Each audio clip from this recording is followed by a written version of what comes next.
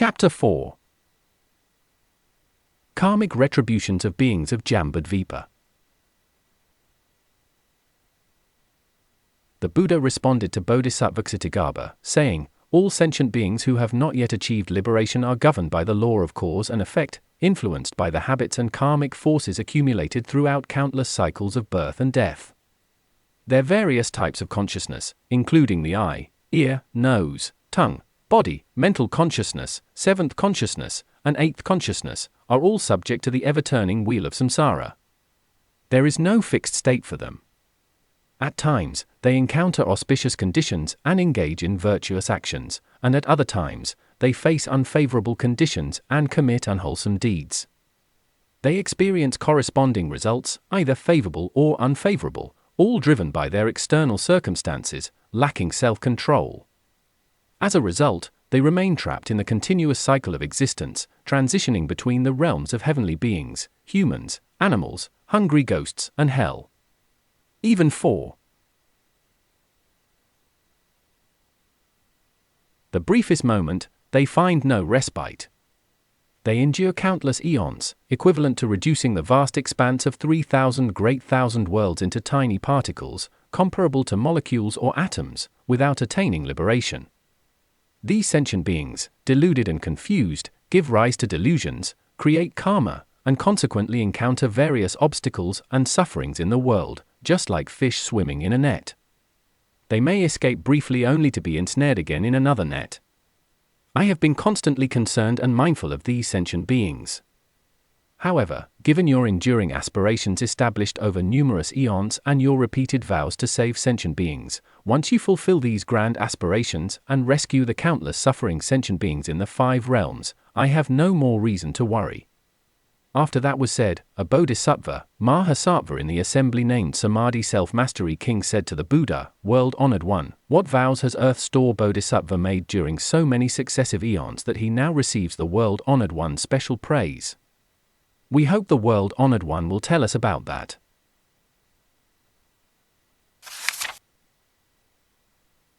At that time, during the assembly, there was a great Bodhisattva named King Pūrvapraṇidhāna who respectfully addressed the Buddha, saying, "World-honored one, what vows has Bodhisattva Kṣitigarbha made since countless eons? Why does the world-honored one praise him so earnestly? Please, world-honored one, briefly tell us."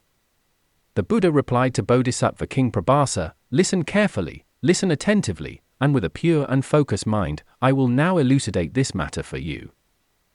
In a remote past, during an inconceivably long period, there was a Buddha in the world, known as the Tathagata, all wisdom attained. He was worthy of offerings, perfectly enlightened, with complete knowledge and conduct, well gone, understanding the world, unsurpassed, a tamer of beings, a teacher of gods and humans, a Buddha, and a world-honored one. The Buddha's lifespan at that time was 60,000 kotis of eons. Before renouncing the household life, he was a small king of a country, and he formed a friendship with the king of a neighboring country. Together, they practiced the 10 virtuous deeds and benefited sentient beings. However, in the neighboring country, the people engaged in numerous unwholesome actions. The 2 kings deliberated on how to skillfully save these beings from the suffering of the 3 evil paths. One king made a vow to swiftly attain Buddhahood and liberate this generation, leaving none behind. The other king made a vow, saying, "If I do not first liberate these sinful beings from the suffering of the 3 evil paths, causing them to obtain happiness in the wholesome path and ultimately attain Bodhi, I will never become a Buddha." The Buddha continued, "The king who vowed to quickly attain Buddhahood is the Tathagata, all wisdom attained of that time. The king who vowed to perpetually liberate suffering sentient beings and delayed his own Buddhahood is now Bodhisattva Kṣitigarbha." The Buddha told the Bodhisattva Samadhi Self-Mastery King, "The king who vowed to become a Buddha quickly is all knowledge accomplished, thus come one." A very long time ago, after enduring countless eons, a Buddha appeared in the world. This Buddha's name was Tathagata, clear pure lotus eye. The Buddha had a lifespan lasting for 40 eons. In the era following his nirvana, during the age of Buddhist images, there was an arhat who specialized in offering blessings to sentient beings, helping them attain immense merit and ultimately liberating them. During one of his efforts to guide beings, he encountered a woman named Gwangmu. She had prepared a lavish offering of the finest foods to present to this arhat. The arhat inquired, "What do you desire?" Gwangmu replied, "On the day my mother passed away, I hope to use my accumulated merits to rescue her. I have a strong desire to know where my mother was reborn after her death." Touched by her profound filial piety, the arhat entered a deep meditative state. He saw that after the death of Gwangmu's mother, she had fallen into a state of extreme suffering in the lower realms. The arhat asked Gwangmu, "What occupation did your mother have while she was alive, which has led her to suffer greatly in the evil destinies now?" Gwangmu replied, "My mother had a bad habit of consuming fish and turtles during her lifetime. She had a particular fondness for fish roe, turtle eggs, and such delicacies. She indulged in eating them, whether they were fried or cooked, without restraint. The number of lives she consumed is beyond calculation, in the thousands and tens of thousands. Venerable One, in your compassion, please have mercy on my mother. How can we save her now?" The compassionate arhat was once again moved by her filial piety, and he advised her, saying, "You should sincerely recite the sacred name of the pure luminous lotus flower Tathagata. Simultaneously, you should create a sculpture or painting of this Buddha's image. By doing so, whether for the deceased or the living, they can all receive auspicious rewards." Upon hearing these words, the woman named Gwangmu immediately sold her cherished possessions to acquire the funds needed to create an image of the pure luminous lotus flower Tathagata. She also prepared various offerings such as lamps, incense, flowers, candles, food, banners, and more to make offerings to the Buddha.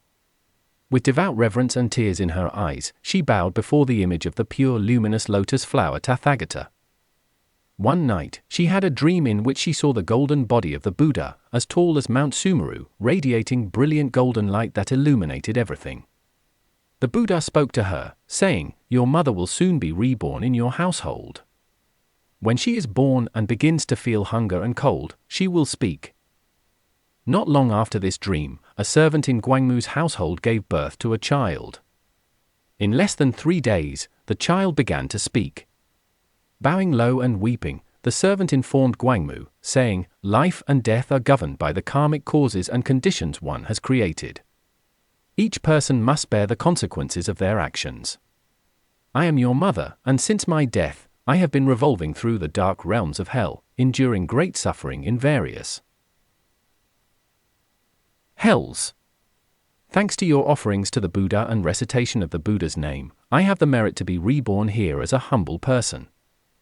However, my life will be short, lasting only 13 years, and afterward, I will fall back into the cycle of suffering. Do you have any means to spare me from the suffering of the evil paths?" Upon hearing the words of this child, Gwangmu knew that this child was the reincarnation of her mother. Overwhelmed with grief, she wept and said, "Since you are the reincarnation of my mother, you should know what sins and deeds you committed to fall into the evil paths."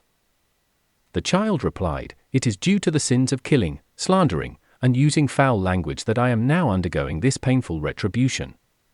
It is only because of the merit from your offerings to the Buddha and recitation of the Buddha's name that I have been temporarily released today. Otherwise, I would not have been able to leave these evil paths and would have had to endure until my karmic retribution was fulfilled." Gwangmu further inquired, "What are the conditions in hell regarding karmic retribution?" The child answered, "The details of the sufferings are too numerous to recount. Even if we were to speak for hundreds or thousands of years, it would still not be enough to describe them all." Upon hearing these words, Gwangmu was overwhelmed with grief, and she cried out loudly, making a vow to the heavens, "May my mother forever be liberated from the torments of hell. After these 13 years, may all heavy sins be erased, and she shall never experience the 3 evil realms again. I implore all Buddhas from the 10 directions, please, with compassion, hear the vast vows I make for my mother. If my mother can be freed eternally from the 3 evil realms, from lowly existences, and even from the female form, I vow today, in front of the image of pure luminous lotus flower thus come one, that from this day onwards and for countless eons to come, in all the worlds and all the hells, and among the suffering beings in the three evil realms, I pledge to rescue and deliver them. I will free them from the torments of hell, the realm of hungry ghosts, the animal realm, and all other sufferings. Only when all these suffering beings have become Buddhas will I attain supreme, equal enlightenment. After making these profound vows, they heard pure luminous lotus flower thus come one saying, Guangmu, you have generated immense compassion and have made such great vows for your mother. I, through the Buddha's wisdom, observe that due to the strength of these vows and the karmic connections you've created, your mother will, after her 13-year retribution period, be reborn as a Brahmic sage with a lifespan of 100 years. Beyond that period, she will be reborn in a land free from suffering, with an immeasurable lifespan. In the course of her extended life, she will diligently cultivate the path and ultimately attain Buddhahood, liberating countless sentient beings as numerous as the sands of the Ganges River. His merit to save the woman named Guangmu was, in fact, endless intent Bodhisattva. The mother of Guangmu is now Liberation Bodhisattva, and Guangmu herself is Kṣitigarbha Bodhisattva. In the distant past, during countless eons, they displayed such great compassion and made vows as numerous as the sands of the Ganges to benefit all sentient beings. In the distant future, if there are men and women who do not practice goodness, engage in evil deeds, disbelieve in karma, indulge in sexual misconduct, lie, speak maliciously, especially those who slander the Mahayana Buddhist teachings, such individuals will inevitably fall into the realms of suffering. However, when they encounter good spiritual guides in life, who encourage them to take refuge in Bodhisattva Kṣitigarbha, these beings will be liberated from the karmic retribution of the three lower realms. If these beings sincerely revere Bodhisattva Kṣitigarbha and offer heartfelt worship, praise, and various offerings, including flowers, incense, fine clothing, and precious items, or provide clean and exquisite food, their devout service will lead them to reside in heavenly realms, experiencing unimaginable bliss for countless eons. Even when their heavenly merit is exhausted, they will be reborn as rulers in human realms with the ability to recall past karma and its consequences.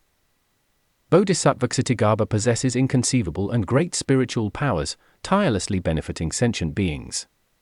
Thus, all you bodhisattvas should remember this sutra and propagate it widely. In response, Bodhisattva Dharmakara, also known as Bodhisattva Kṣitigarbha, respectfully accepted the Buddha's instructions and said, Buddha, please rest assured.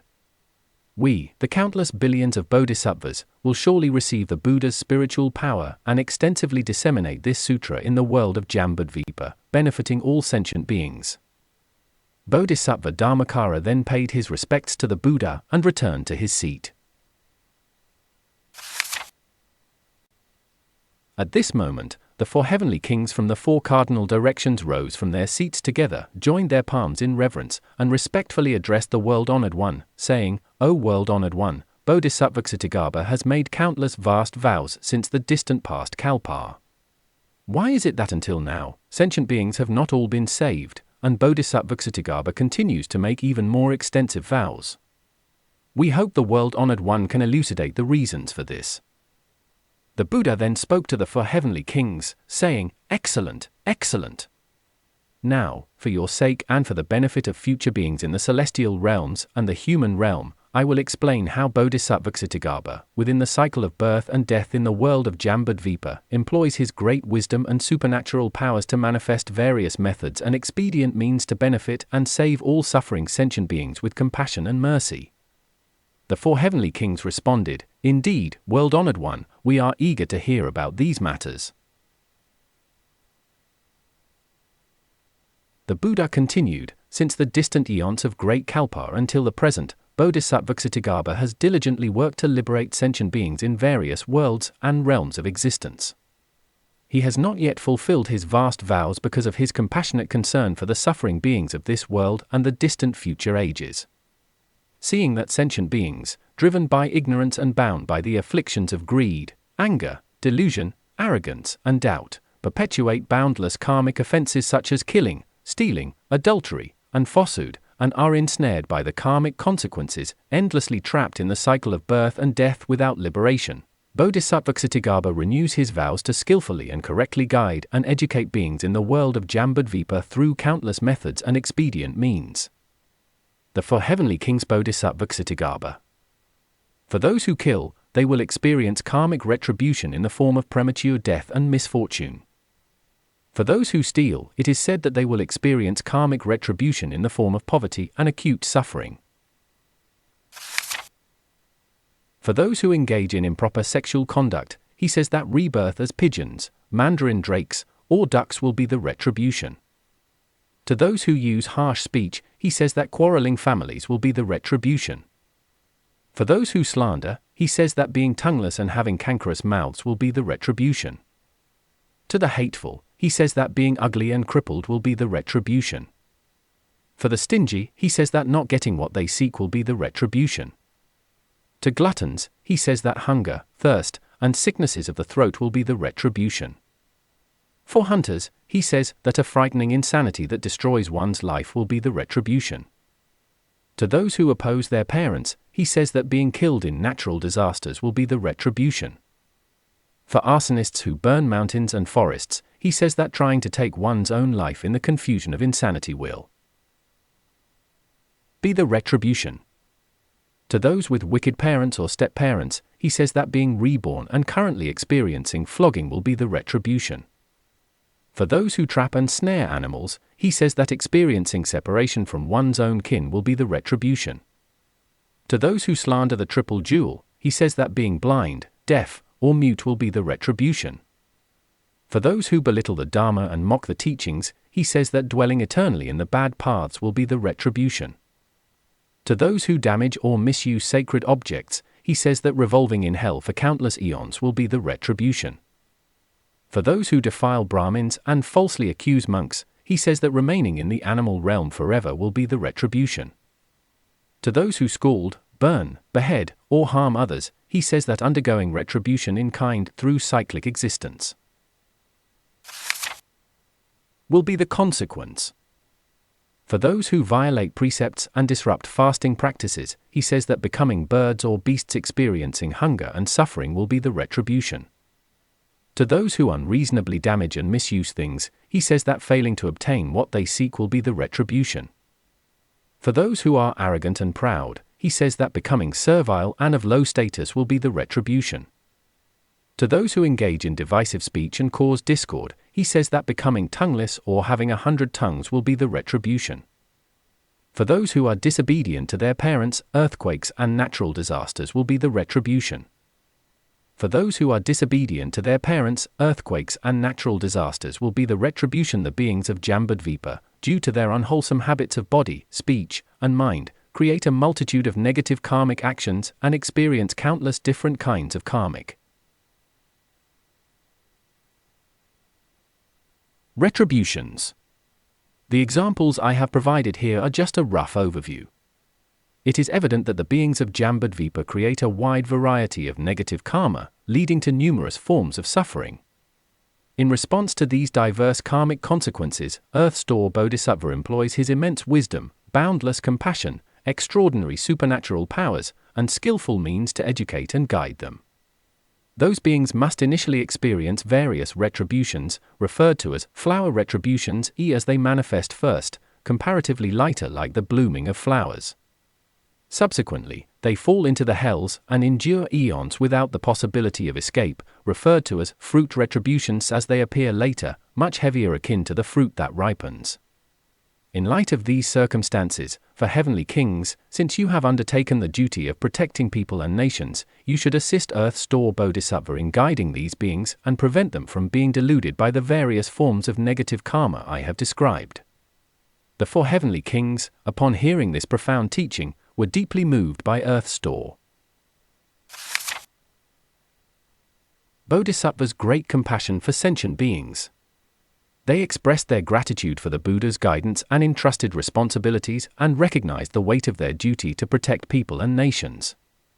Overwhelmed with emotion, they shed tears and praised Earth Store Bodhisattva's inconceivable virtues. They respectfully made prostrations to the Buddha and then returned to their seats.